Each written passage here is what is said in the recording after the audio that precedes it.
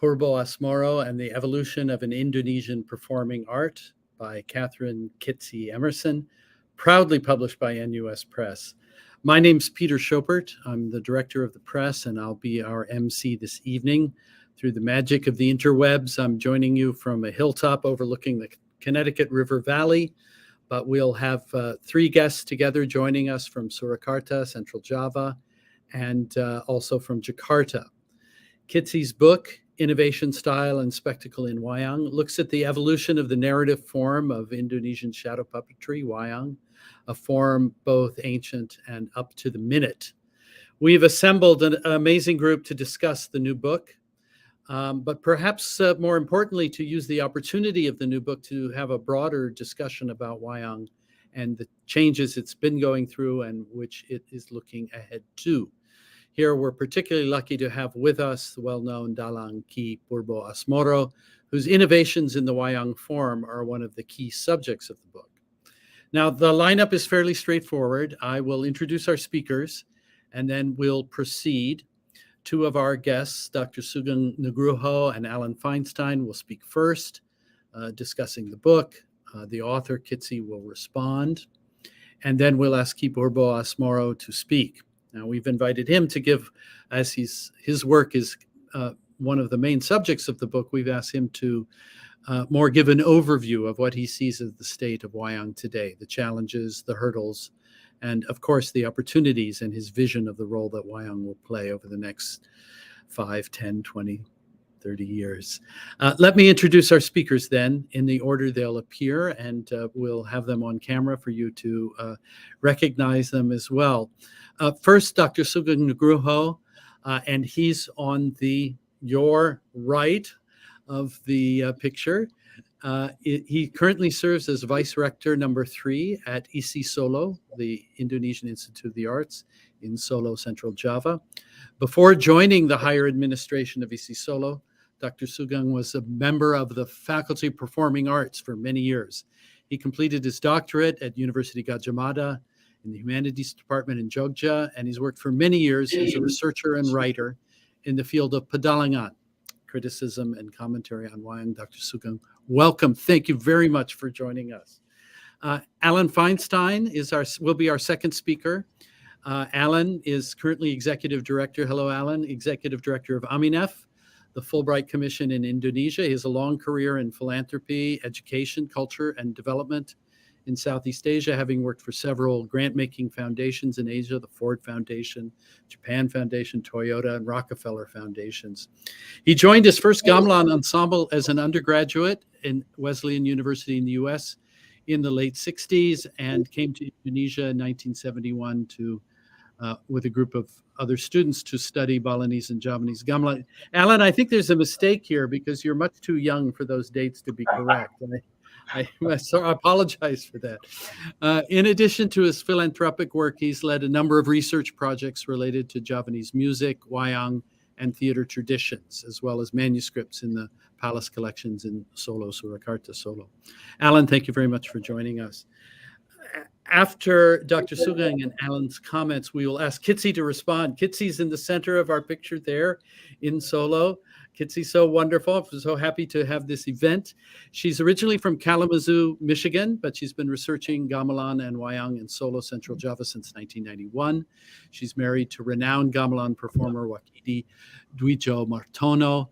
She taught in Jakarta at the Jakarta Intercultural School for 24 years, and she's now co-director of the Ekalaya Javanese Performing Arts Center, where our guests are in Solo, under the wonderful joglo there.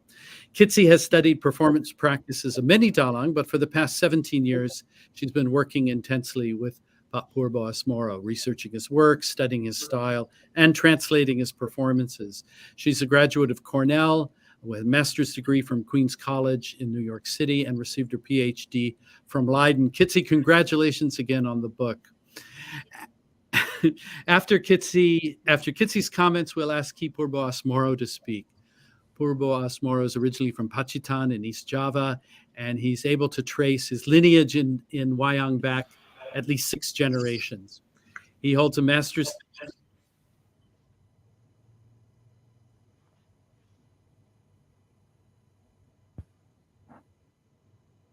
active performing career. So he has both a dedicated academic following, but also a broad-based, enthusiastic community of fans across Java. Well, now, in fact, online across the world. I understand he just performed last night in Surabaya and has come directly langsung from Surabaya to Solo by car and hasn't slept yet. So thank you very much, Ki Purbo. He tours widely internationally, and there's a rumor of a European tour to come. Let's hope that all works out. So you've heard much too much from me. Before I turn over the microphone to Dr. Sugeng first, let me also thank Tony Ekaputra. Tony is a Padalangan student at EC Solo, and he will be simultaneously translating. He's a translator in training, and he'll be translating from Indonesian to English and from English to Indonesian, as you see on the screen. So welcome again, friends. Thank you for joining us. And please, I'd be very happy, may I turn the microphone over to Dr. Sugeng Nugroho.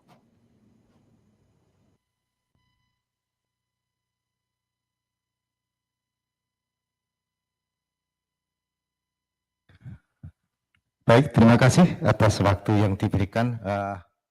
Selamat siang. Saya akan menyoroti dari tulisannya Dr. Kitsie Emerson. Ini dari sisi akademis, bahwa buku ini menurut pandangan saya ini membahas dari 3 sisi. Artinya bahwa pertunjukan wayang itu tidak terlepas dari 3 hal. Yang pertama adalah sanggit, yang kedua adalah garap, dan yang ketiga adalah sajian pertunjukan. Dari sanggit kemudian nanti masuk menjadi garap, dan dari sanggit dan garap itulah maka muncullah sajian pertunjukan wayang.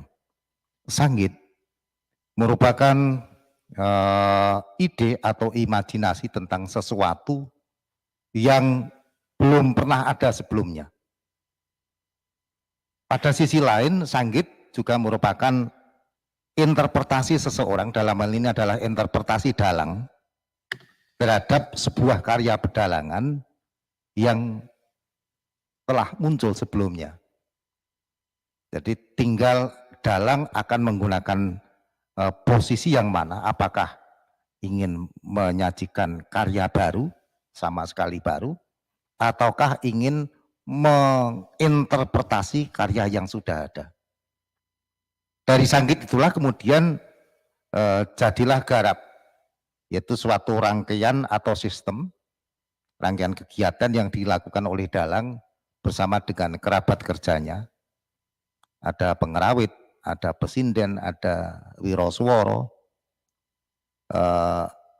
dalam semua unsur ekspresi pertunjukan, meliputi catur atau wacana pakeliran, kemudian sabet atau interaksi wayang, kemudian gending atau musik pakeliran, dan suluan atau tembang.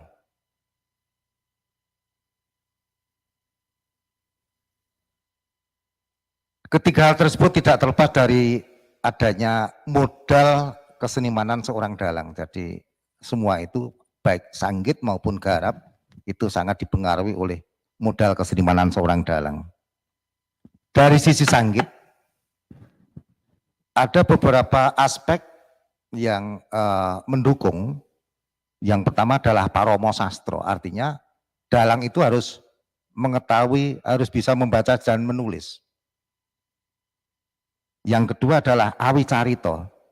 Dhalang itu harus menguasai berbagai lakon wayang, berbagai cerita pedalangan. Yang ketiga adalah anon zaman. Artinya dia harus peka terhadap situasi tertentu, situasi yang sedang dihadapi, situasi aktual apa yang sedang terjadi, itu dhalang harus peka. Dan yang terakhir adalah besus. Artinya dia bisa mampu merangkai peristiwa, baik itu peristiwa pakeliran maupun peristiwa yang betul-betul terjadi dalam dunia nyata ke dalam sebuah cerita wayang. Sedangkan garap ini terkait dengan kemampuan teknis dalang terhadap semua unsur pakliran. Yang pertama, amartiboso. Dalang itu harus menguasai bahasa pedalangan. Bahasa apa saja yang digunakan di dalam dunia pedalangan. Yang kedua adalah paromo kawi. Bahwa dalang itu harus menguasai bahasa kosakata kawi Jawa kuna. Yang ketiga adalah amardowo lagu. Artinya dalang itu harus menguasai berbagai macam gending, termasuk garap gendingnya bagaimana, itu harus dikuasai.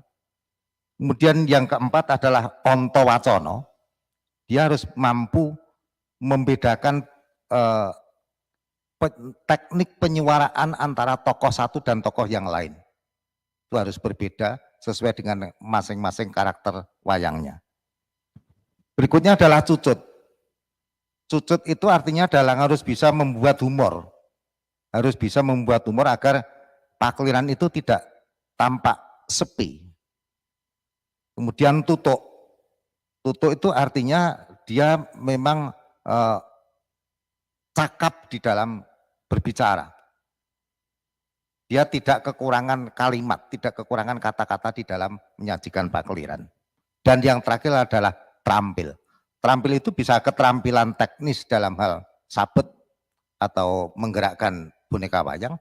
Juga dapat berarti terampil itu bisa memadatkan lakon, bisa juga memperpanjang lakon sesuai dengan durasi waktu yang diinginkan atau yang ditentukan. Jadi modal dasar inilah itu memang semuanya harus dikuasai oleh dalang. Akan tetapi masing-masing dalang itu mempunyai konsep yang berbeda-beda di dalam sajian pertunjukannya. Ada yang di dalam menyajikan pertunjukan wayang itu berkonsep pada konvensional. Jadi pada pergelaran yang sudah ada, yang sudah dibakukan. Tetapi ada juga yang menggunakan konsep padat. Nah, dari sekian dalang, salah satu diantaranya adalah Ki Purbo Asmoro ini, kecenderungannya adalah pada garapan padat. Di dalam garapan padat ini tentu saja porsi yang disajikan oleh Ki Purbo Asmoro berbeda dengan porsi yang disajikan oleh dalang-dalang yang lain. Paling tidak ada tiga porsi garapan, yaitu apakah ingin menekankan pada garapan lakon, apakah ingin menekankan pada sampiran, sampiran itu pesan-pesan di luar lakon, ataukah ingin mengedepankan sisi hiburannya. Saya melihat berdasarkan kenyataan di lapangan maupun apa yang ditulis oleh Kitsie Emerson ini, bahwa Purbo Asmoro mampu meramu ketiga-tiganya ini dalam satu sajian pakliran. Artinya tidak berat sebelah. Saya memandang pakliran Purbo Asmoro ini rata-rata. Dia juga nggarap lakonnya, juga ada sampirannya, tetapi di sisi lain juga ada hiburannya.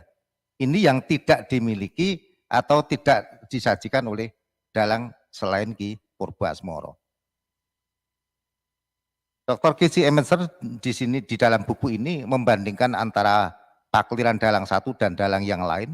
Meskipun ada dalang lain yang juga menggunakan konsep padat, tetapi berbeda dengan yang disajikan oleh Ki Purbo Asmoro. Ki Purbo Asmoro itu tadi sudah saya sampaikan di depan, lebih merata di antara tiga unsur tadi. Aspek garap lakonnya juga tergarap, kemudian pesan-pesan moral di luar lakon juga tergarap, dan di samping itu hiburannya juga digarap. Saya kira itu, sehingga buku ini sangat menarik sebagai bahan referensi terutama bagi para peneliti, sangat menarik juga bagi para pembaca dan pemerhati dunia pedalangan. Saya kira itu, Pak Kitsie. Terima kasih. Thank you very much, Dr. Sugeng. Let me pass the microphone over. We'll take, if you have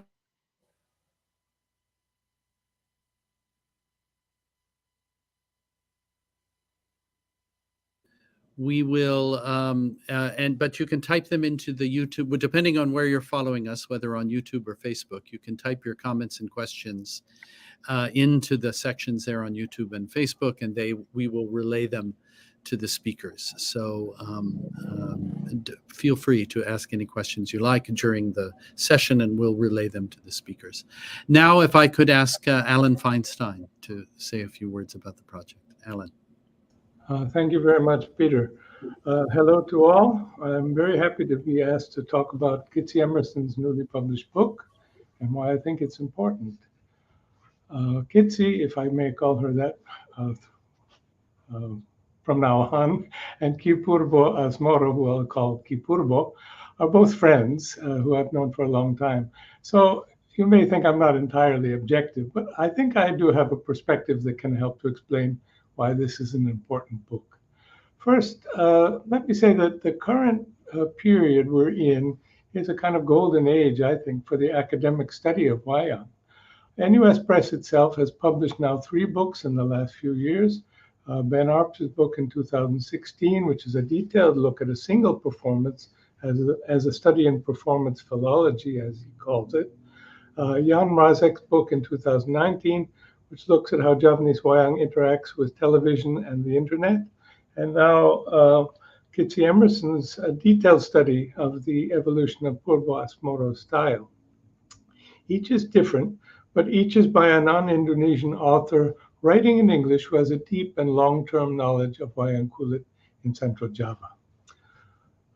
Performer scholars from ISI, the Indonesian Institute of the Arts, such as Suratno, Suyanto, Sudarko, Sugeng Nugroho himself, who's here today, Purbo Asmoro himself, and many others who are cited in Emerson's bibliography, have themselves been active in the last decades, writing about, documenting, analyzing, and of course teaching through their writings about Wayang.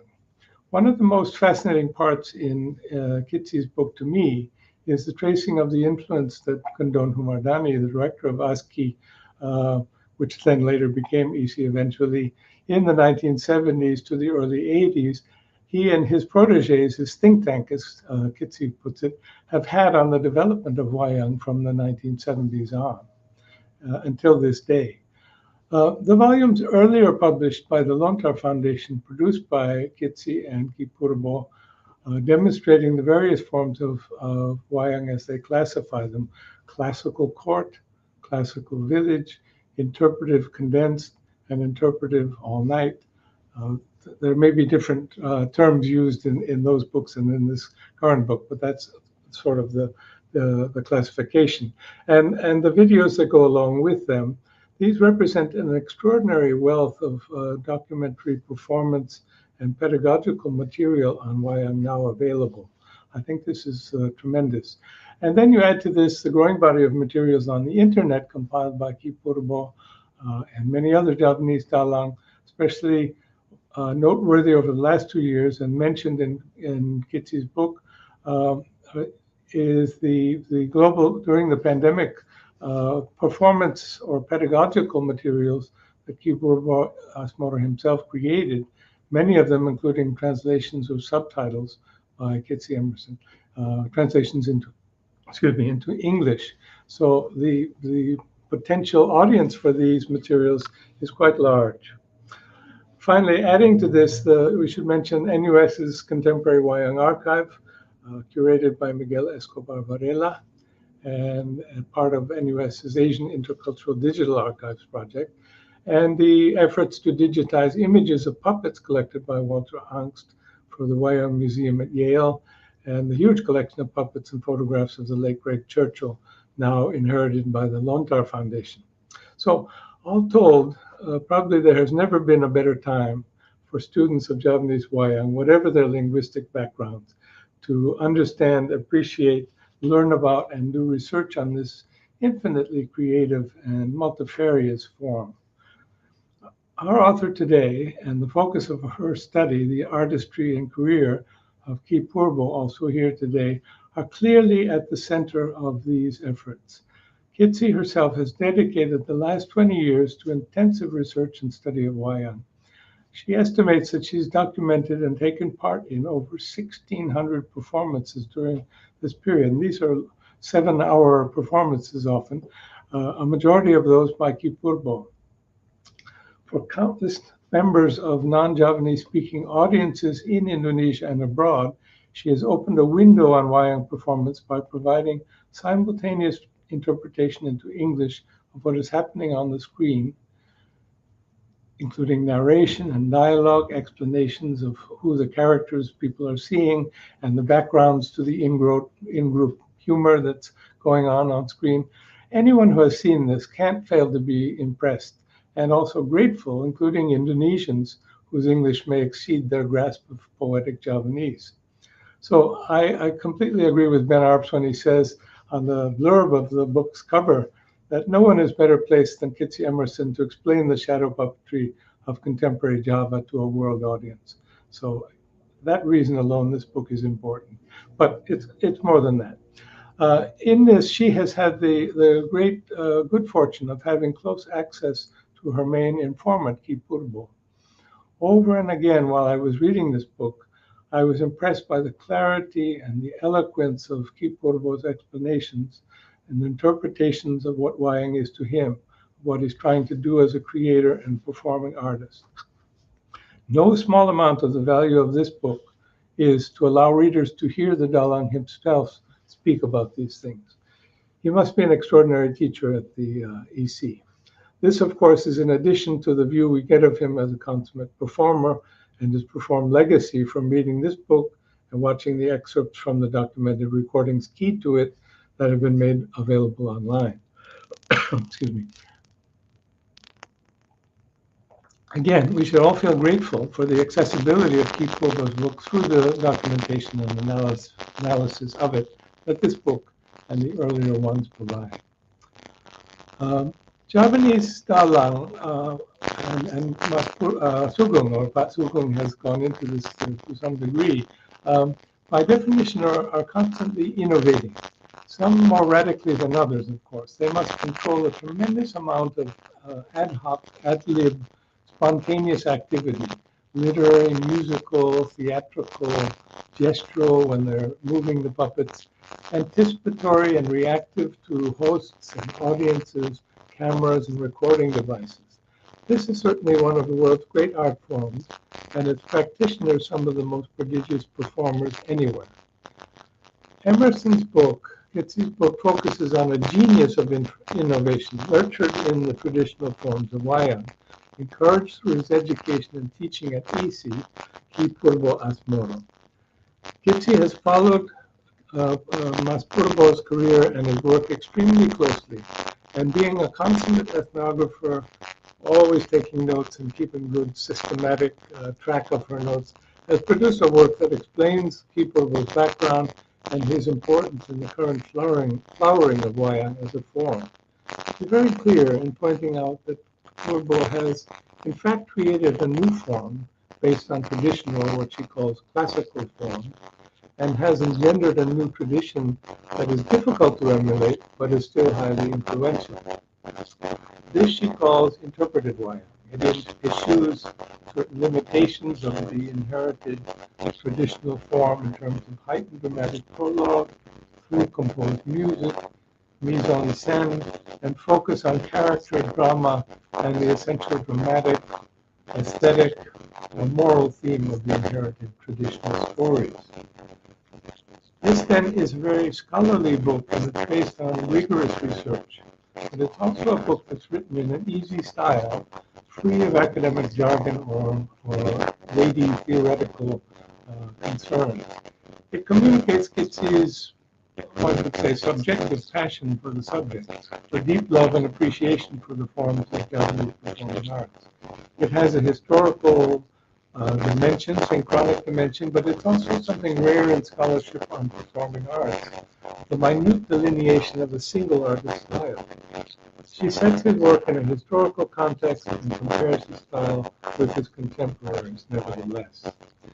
The book goes into great and sometimes technical detail in describing and analyzing the style of Ki Purbo's innovative creations and how this new interpretive and Harapan style relates to the classical style, to the condensed or padat style that was developed by Gondon and his intellectual think tank in the 1970s, and the style of the age of hura hura in the 1990s, which Jan Marzek documents very well and often humorously in his book, which relate to Ki Purbo style. All of that relates to his current style. This detail is required for readers and for viewers to understand what Purbo has tried to do and what he has succeeded in doing. So it's worth going through it, even though it is very minutely detailed in some places.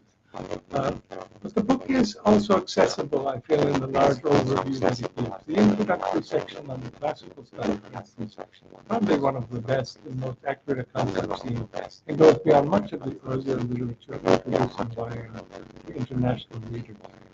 And the book ends by exploring Ki Purbo's reaction to performance in a time of pandemic. This very clearly shows, again, a remarkable creative urge to use his considerable art to understand and explain the world to himself and for his audiences. The social, technological, political, material, and environmental changes in Indonesia over the past 77 years since independence have been profound. And Wayang has inevitably changed too. Changes in patronage, hierarchical value systems, audiences, literacy, media, education, politics, religious attitudes, all these present challenges to how a traditional art form survives or adapts. Still, anyone thinking that Wayang is somehow threatened or is on the decline is either sadly misinformed or overcome by a misplaced nostalgia. Wayang is as popular as ever, in the sense of widely loved and in the sense of being of and for the people. Although, like any fan, nostalgic for what they fell in love with in their youth, which in my case coincided with a great time as the classical style of Wayang as performed by the I take heart in the fact that the style continues to be performed in some titles and is now ever more available through documentation and written information. In other words, it coexists with the innovations that Ki Purbo has innovations. Ki Purbo himself is one of the greatest classical style performers of all. In addition to his skills and his preference, for the innovative interpretive style. Alan, we seem to be having some audio problems. I wonder if you can maybe switch on and off the audio and give us your conclusion. I'm sorry to interrupt you. Oh, I'm sorry. All right. Can you hear me now? All right. Yeah, we're still getting the static. We can understand you, but it's a little bit, you sound like you're speaking through a robot or something. Oh, all right. Well, let me just, excuse me, let me just repeat some of the conclusion. I have reached my conclusion, but let me go back if you'd like. I was just saying that changes, patterns, patronage, and value systems, audience value systems, all have presented challenges, all of us have presented challenges to how a traditional art form, like Wayang can survive or adapt. But it's wrong to think that Wayang is somehow threatened. On the decline. Wayang is as popular as ever, I feel. Like any fan, nostalgic for what they fell in love with in their youth, coincided with the great time of the classical, coincided with the great time as performed by dhalang of the mid-1970s. I do take heart in the fact that the style continues in some circles and is now ever more available through documentation. And I note that Ki Purbo himself, although he prefers and sees it, a kind of future for interpretive form that he has got to create. He is also one of the great living classical performers, and it's possible for both classical and innovative new forms to coexist. I think that coexistence great hope for presents. Thank you very much. I hope you could hear what I said. Thank you very much. I hope you could hear what I said. Thank you.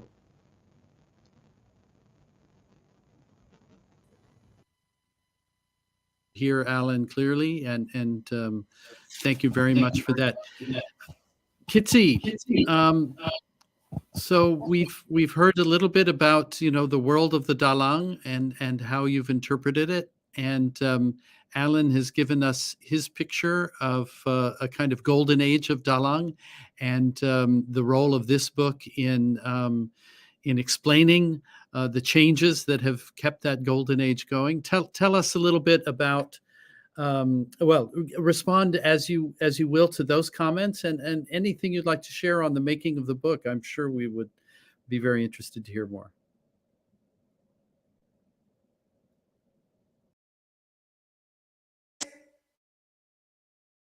Anything having to do with the whole time that I've lived in Java is to say thank you. And there's just so many people I feel grateful for. And as Alan was talking about, the access that I feel like I've been so lucky to have because I live here. First, thank you very much, Dr. Sugeng Nugroho, for your words. And Pak Sugeng was correct that this is a book mostly about dramatic style. So I do get into the ritual and how ritual has changed, very definitely how audiences have changed. But it's Ki Purbo Asmoro's dramatic style and why he felt that an innovation was necessary and a drastic innovation. And at one point I mentioned, try to say, there were many innovations in the 20 to 30 years before he came up with his system that's often called garapan sedalu, or all-night interpretive style, interpreting and changing the way he does things. Many innovations in the decades before.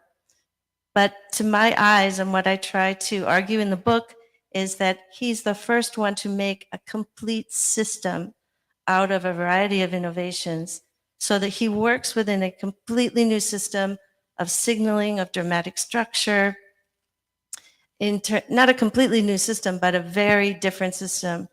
And this is where the genius lies, and then applies it to all the new stories that he tells and all the new versions of old stories that he tells. So what Dr. Sugeng said about it being a story about drama, structure, interpretation is very true. Also, thank you very much, Alan, to outline my experience. It's what I feel so lucky is that anytime I had a question, I wasn't sitting behind a desk back in the US wishing I'd asked that last question, which I know a lot of researchers often are. I could just get in a vehicle of some sort and go to Ki Purbo's house, or to Pak Bambang Suwarno's house, or to Pak Sugeng's house and ask them the question. And what's more, everybody's on WhatsApp now. So I would be sitting at night at 2 a.m. sending WhatsApp messages, asking questions. And the access was really phenomenal, and I feel so grateful. And Alan noted the passages in the book where I quote Ki Purbo. There were many, many more. And on advice of many, many, many people, I mixed them with narration of my own. But I often used to feel like he was basically writing the book. Sebetulnya buku ini ditulis Pak Purbo sebetulnya dari kata-kata. He was basically writing the book, but then I pieced it together. It's inspiring the way and very clear and very insightful and very reflective the way he talks about his own practice. And anytime I was stuck, I would say to myself, well, I'll find a quote, because it'll be so much more perceptive and enlightened than any way that I could word the same thing. One thing I would like to say about the dramatic structure, I use a metaphor in the book that I think is useful for people that aren't sure what we're talking about, what kind of new system. And just quickly, traditional Wayang had a very specific structure for a few hundred years at least, a very specific structure. And one hallmark was that Wayang always started in the kingdom, in a few kingdoms. There were only a few choices. Needed to start in a in a fairly grand kingdom. And so if you think about, let's say you just think about the story of Cinderella, for example, and I use this example in the book, the interesting character is Cinderella, her stepsisters. And maybe you want to develop her stepsisters. Maybe you want to develop the character of the prince a little bit. But the least interesting way to start the story would be in the father of the princes, in the king's court, and to go for 45 minutes talking about the beauty of his carpets and the perfume that's wafting around his crown, etc. And I'm not saying classical performances are beautiful, but it's a different experience. And what Purbo did was take a story with the example like Cinderella. Let's start and get Cinderella right up there, front and center. We'll start with Cinderella. We'll start with developing further her stepsisters' characters so they're not one-dimensional. And we don't have to wait until all this structure, the court scene, then the king goes and tells the wife, the queen, what happened, and then goes and tell the ministers hear from the head of the army what happened, and then the ministers depart on their horses, no matter what, for some sort of mission. And that's all turned around. That was already all turned around in the 1970s by the conservatory, who made short versions of Wayang, but they would often just take one small element of a story and develop it. And Ki Purbo has brought that idea of condensing the ultimate interesting character and their interpretation, but bringing it back into an all-night Wayang and bringing back many, many different threads, many plot threads, and the complexity, bringing it back into an all-night Wayang structure. So it is basically a book about the changes in dramatic structure in order to attract modern audiences. One thing I'd like to do is show some examples of where you can find almost the entire book. You can find the audiovisual examples somewhere on the internet. So you can find everything. Many of the examples come from the Lontar publication recordings. There were 6 recordings. And if we can put that website up, the Lontar, the Contemporary Wayang Archives, the CWA website, Miguel Escobar Varela has curated this Contemporary Wayang Archive. And before Miguel and I were working together, it was experimental. So the other recordings on this archive that have been there for maybe 7 or 8 years are extremely experimental, by artists who are pushing the limits of what a Wayang even is, like not necessarily using the same elements. Performances by Ntos Susmono, by Slamet Gundono, by Nanang Hape, by various experimental artists. And he's now put these on the Contemporary Archive, which are 4 all-night and 2 condensed recordings. And many of the examples in the book come from these recordings. So when you're reading the book, it'll say in parentheses, see an example of this scene on disc 3 at minute 16. If you bought the recordings from Lontar at the time, those references match, and they also match what's on here. And so everything that's in all those references of these 6 recordings you can find. And what's not here, you can find on Ki Purbo Asmoro's website. So if we can move to that website, the other one that we have. Yeah, you see the URL down there at the bottom. And then this is Ki Purbo Asmoro's website. And if we go to the video tab up at the top, and then we can scroll, you'll see all the videos that he's done. And a number of them have English translation if you're looking for English translation. Anything in the book, the entire chapter about multi-episode constructions, everything about prologue, everything, each chapter, you can find examples here. And I often use an example of a particular story. You can look for it here. Often it'll have English translation. And so I think it's a really good chance to match up with what you're reading with what you actually see. And if we could play, I'd like to end just by playing a clip from one of Ki Purbo Asmoro's performance, his first performance during COVID. So we were all suffering, obviously, from the lockdowns and in shock in March 2020. And suddenly, Ki Purbo Asmoro's website came live. He didn't tell anybody, his YouTube site. He didn't tell anybody. I didn't know about it.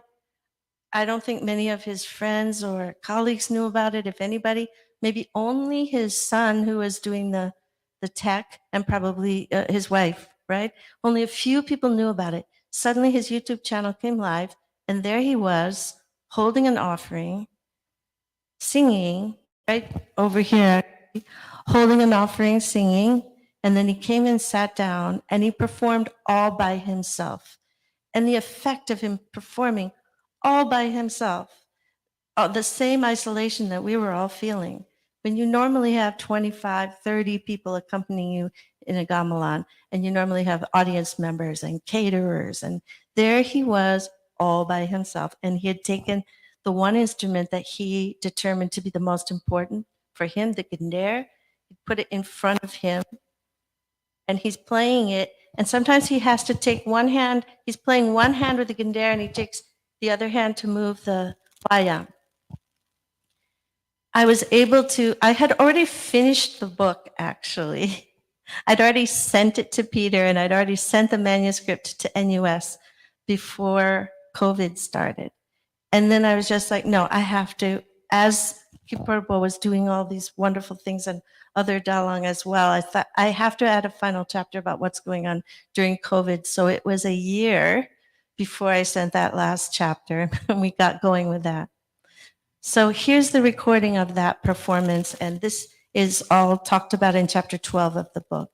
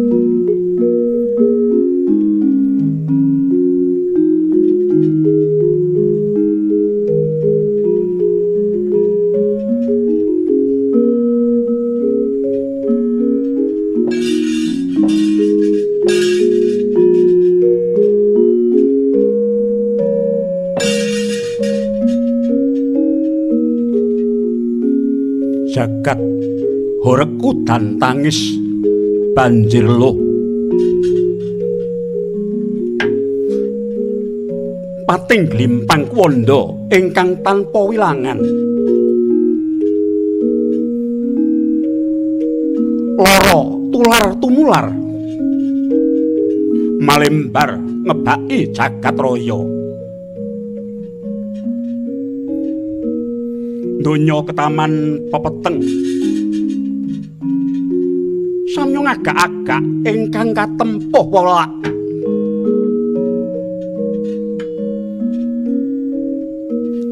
handalari sedih kingkin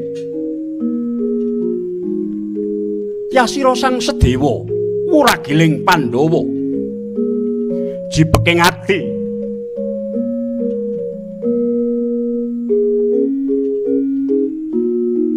hanengging kang sinandhang para manungsa sak donya wimbuh murcaning keng ibu nenggih Dewi Kunti nali brata tanggap Yalurah Semar Badranaya sigra hanya keti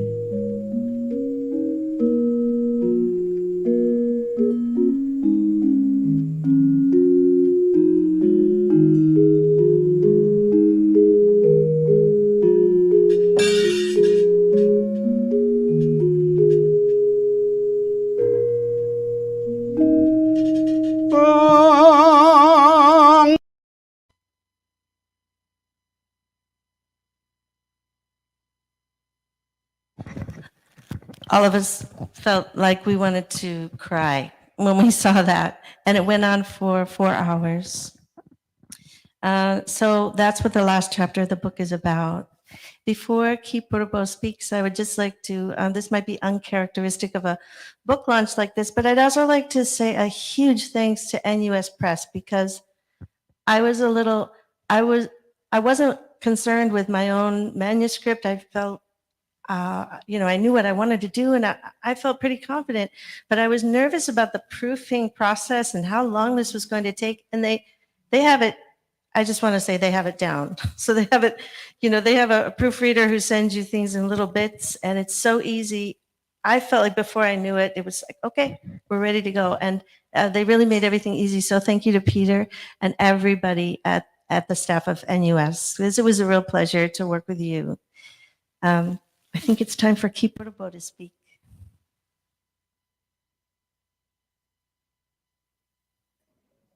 Thanks for the kind words, Kitsie, and Lena Kwa, our managing editor, Yes. probably deserves the credit for that. Yes. Thank you also for sharing the performance. It was quite something. Pa Purbo, over to you. I guess, because you're the subject of the book, we won't ask you to talk about the book, but rather about Wayang and where you see Wayang, what you reflect on Wayang and its position now as we're coming out of the pandemic, we hope, and where Wayang will go.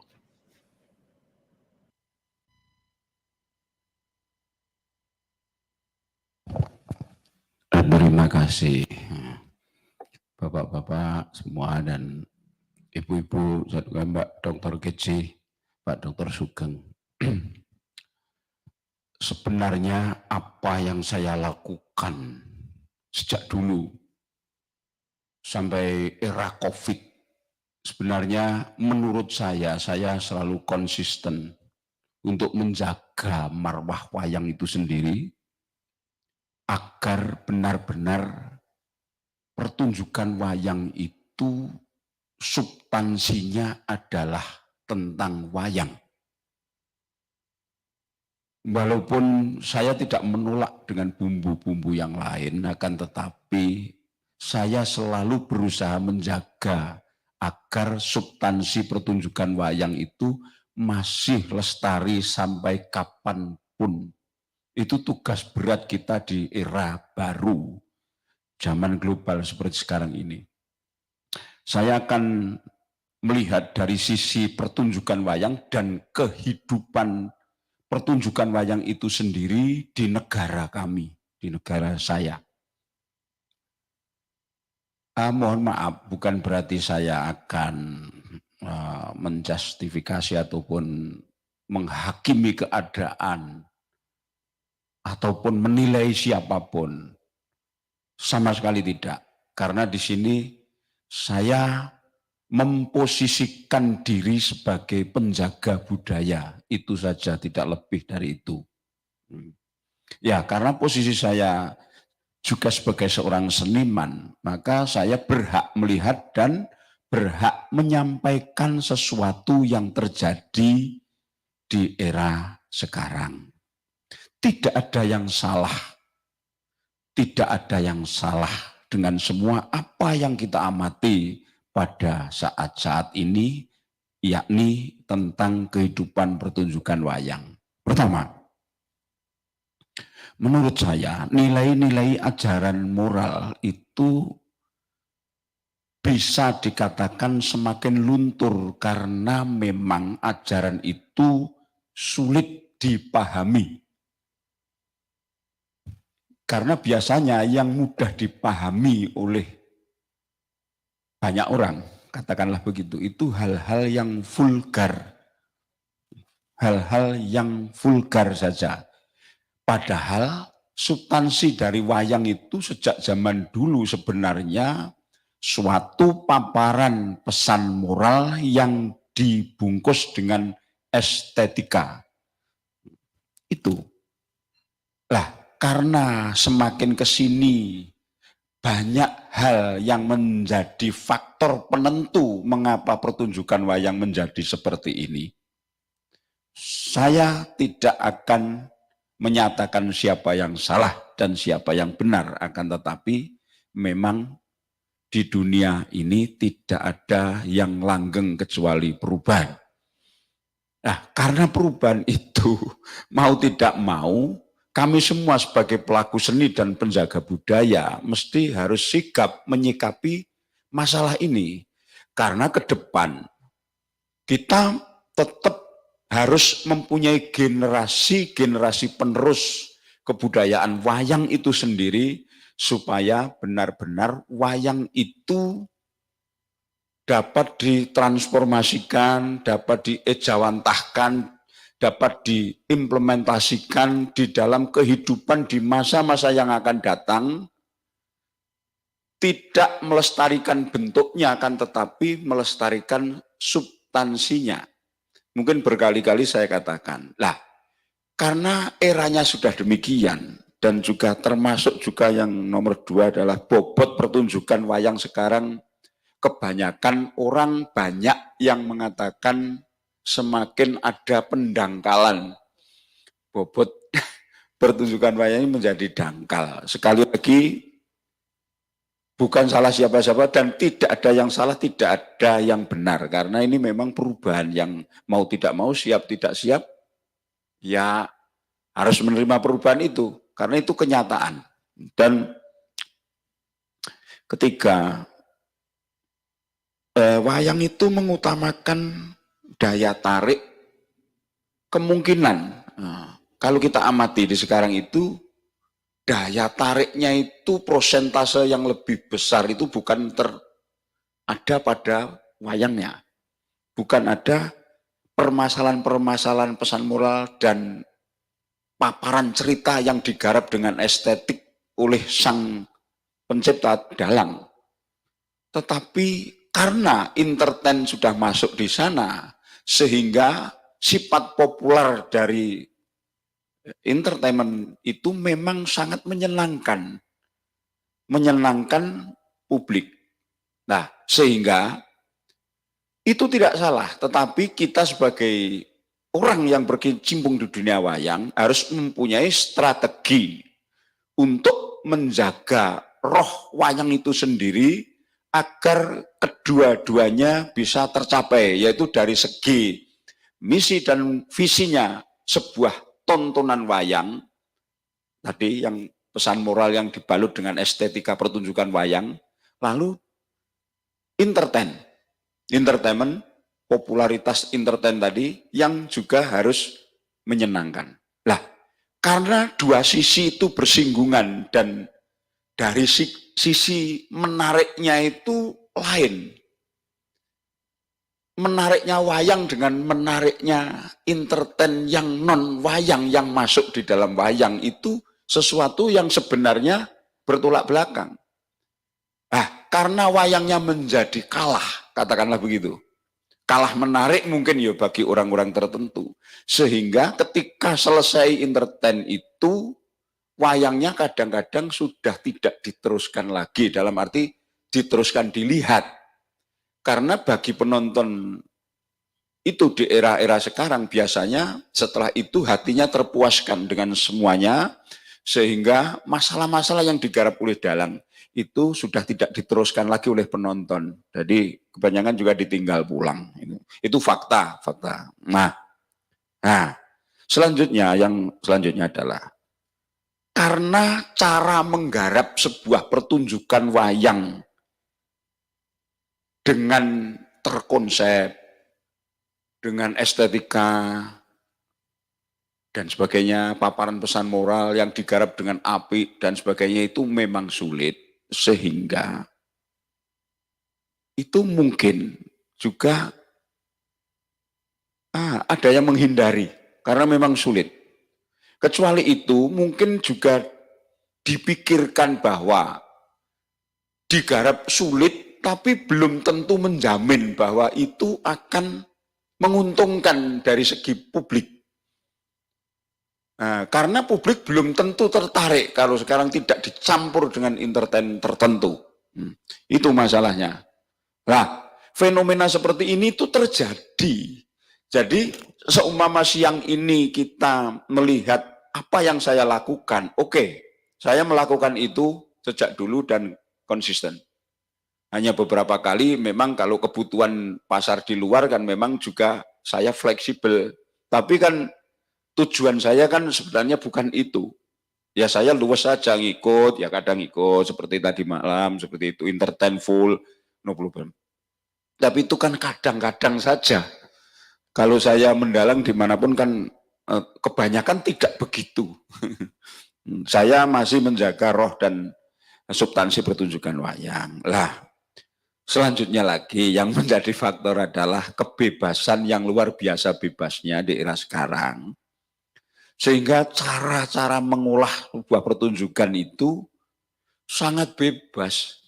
Lah ketika sangat bebas ya namanya bebas, ya sebebas-bebasnya ya jadinya mungkin itu berkontribusi menjadi seperti ini. Tidak ada yang salah, sekali lagi nanti saya disalahkan. Tidak ada yang salah dengan ini semua. Ini adalah perubahan. Lalu ukuran bagi penonton atau penghayat wayang untuk menikmati estetika pertunjukan wayang itu sudah bergeser jauh. Jadi zaman dulu ketika hal-hal yang kira-kira estetik itu masih bisa diterima dengan gampang, karena sekarang agak sulit. Kalau istilahnya Pak Dr. Sugeng mungkin ada yang medang miring, sudah tidak lagi, sekarang harus vulgar. Nah, termasuk juga contohnya kepekaan rasa itu menjadi dangkal. Kudune seharusnya itu ada sajian pas dramatik wayang seperti itu wis kroso. Tapi menjadi hambar karena baik penghayat maupun penyajinya itu tidak ada koneksitas sambungan rasa. Mungkin cara menyampaikannya juga mungkin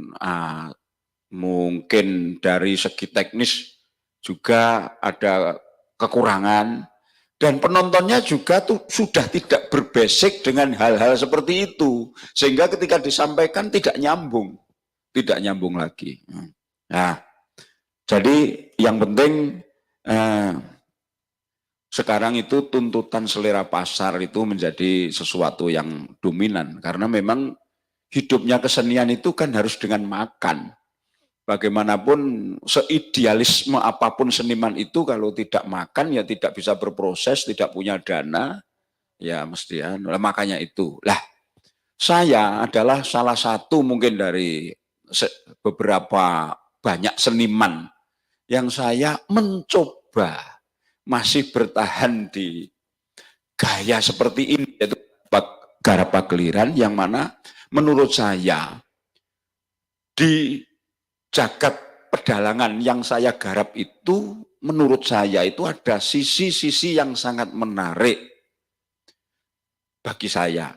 Sehingga saya harapkan, saya bikin sedemikian rupa itu, bagaimana supaya saya tidak melestarikan bentuk pertunjukan masa lalu seperti yang diutarakan Mbak Kitsie tadi, yang dulu juga seperti itu. Lah, seperti baru saya mencoba memulai dengan itu, dan ternyata ya ada gunanya, minimal bagi saya dan juga penggemar-penggemar saya, yang mana ternyata wayang itu juga menarik. Perkara laku apa tidak itu urusan belakang, tapi paling tidak sebagai penjaga budaya saya berusaha untuk menjaga itu supaya wayang itu bisa eksis sepanjang masa, tapi eksisnya itu masih dalam ranah sukma wayang, roh wayang, substansi wayang itu sendiri. Tapi saya sekali lagi tidak menolak dengan keberadaan pembaruan yang entertainment, tidak, sama sekali tidak. Jadi santai saja kalau dengan saya itu, santai saja. Saya orangnya luas, fleksibel. Nah, yang penting harapan saya ke depan adalah bagaimana supaya wayang itu tetap lestari, tetapi tidak terlalu kehilangan rohnya tadi. Terus selanjutnya ya harapan saya itu baik seniman, pejabat, penanggap, penonton harus sama-sama merasa handar beni itu merasa memiliki. Kalau semuanya merasa memiliki kan enjoy saja. Jadi ya merasa memiliki itu harus menjaga, mengembangkan. Ya tidak mau ngetok nih, apa jenenge, mendiamkan saja tidak kan, dari semua pihak tadi harus begitu, dan supaya wayang itu tidak terlalu kehilangan arah. Nah, menjadi barang sepele. Supaya wayang itu tidak kehilangan arah dan ujung-ujungnya menjadi barang yang sepele. Kalau sudah sepele, ya nanti ada dagelan maksud saya humor yang mengatakan barang, mbok nonton wayang, guru wayang, cuma wayang saja kok dilihat. Nah, itu kalau sudah begitu kan parah nanti. Tanggung jawab kita ke depan tentang bahasa, yang mana generasi muda harus nyambung, bagaimana bahasa wayang disederhanakan tapi tetap indah. Tidak harus ndaki, yang bilang Pak Purbo ndaki ya siapa? Piwah ndaki penontonnya ra mudeng loh lah, yang nggak mudeng ya siapa? Kenyataannya penonton saya ya mudeng, penonton saya nggih dong. Kalau di Nganjuk sana yang nonton ya beribu-ribu, yo guyu, yo connect, berarti kan juga komunikatif, bukan kan mudeng. Jadi tidak selalu menjamin bahwa bahasa estetik itu selalu yang kawin daking, tidak. Jadi sesuai dengan sastra yang akan dirembuk di Bali, dengan sastra dunia ada apa itu namanya diskusi tentang sastra, itu baik sekali. Dan juga Mbak Kitsie yang luar biasa itu sejak dulu selalu meneliti tentang kebahasaan saya dan sebagainya, dan yang menulis sangat banyak. Dan bahkan di era pandemi saja karya saya itu hanya tulisan tangan saja, kalau saya tumpuk segini. Karena saya menciptakan berpuluh-puluh, mungkin sampai ratusan lakon-lakon baru maupun lama yang sudah saya garap, itu sampai segini. Nah, hasilnya ya pertunjukan itu, tidak semua ditulis, hanya yang penting-penting saja, tapi itu pun sampai segini nih tingginya. Nah, itu usaha-usaha saya untuk menjaga ya marwah pedalangan, sastra pedalangan, bahasa pedalangan, dan sebagainya, sehingga kemungkinan ke depan kita seperti UNESCO menghargai kita, yang sebentar lagi akan kita peringati Hari Wayang itu dunia maupun Hari Wayang nasional. Semoga masih banyak orang atau seniman juga, baik penonton juga dan pemangku-pemangku kebijakan yang masih getol untuk menjaga marwah wayang tadi. Itu Mbak Kitsie yang saya sampaikan, kurang lebihnya mohon maaf. Matur nuwun. Masai sangat. I can just say one thing, Peter, before we move on. In summary, if just a really quick analogy of what Pak Purbo is talking about is that he feels that recently, especially after COVID, there's been a resurgence of the length and the lightness and the prevalence of the entertainment aspect in Wayang. And he's not giving any fault with that to anyone, but just that maybe after COVID, people wanted entertainment or wanted a lighter side of things. But this has been something happening for decades, but there's been an acceleration of it after COVID. And if you watch tonight, for us people in the East Coast, the Wayang starts at 9 o'clock in the morning on Saturday. For us, it starts at 8 p.m. If you watch the Wayang that's happening later, tonight's Wayang will be an example of his quintessential interpretive style. There will be an entertainment interlude, and there'll be a very famous entertainer here tonight, but it will be contained, and it'll be sort of, I often think of it as like you have this beautiful Wayang, this beautiful story, this literary masterpiece, and in the middle, you have one episode of Stephen Colbert or something like that. But what's been happening lately is just endless entertainment scenes. And last night is a contrast to that, where the entertainment was 3 hours or more, but the story, the story still had its integrity and still was very intense and dramatic. So that's, I think, what Ki Purbo was trying to say. And in the past, maybe it's as though the public is being given a whole pile of trashy novels and they're enjoying them.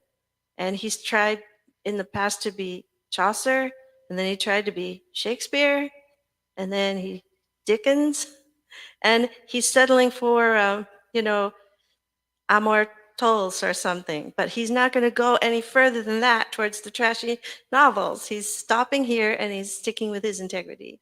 So that's the challenge for him. But he still has thousands of people in the audience.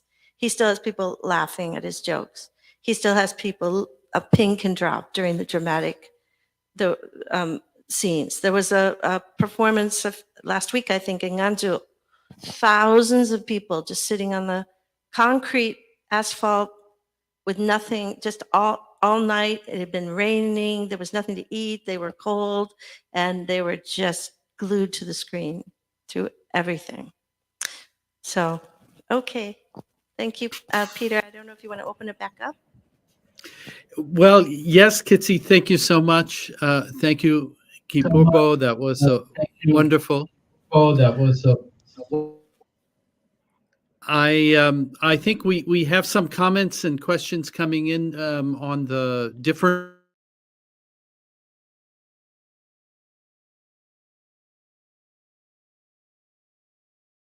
Purbo for being the guardian of the Wayang culture. And thank you, Kitsie, for writing about it in the book. And I think, I think we'll it's been an hour, more than an hour. So I think without any other questions, we'll probably leave it here. Let me just say that the book is available at the moment. It's just out. So it's available in the US through the University of Chicago Press, and there's a discount code that gives you a 25% discount. That code is ISS25, and there you see it coming on the crawler below. And it's also available in the NUS Press website, which is nuspress.nus.edu.sg, also with the same code for the same discount. The books are also in Indonesia, and you should start seeing them in some of the English language bookshops very soon, and in the paraplus.com website. So we'll let you know through social media as soon as they're available there. I should also add that Ki Purbo and Kitsie will also be appearing at the Ubud Writers Festival, which is coming very soon, and that books will be available there as well if you'd like a copy. And there will also be a performance, if that's correct, yes, Kitsie, in Ubud at the festival as well. So that's adding a great dimension to that excellent literary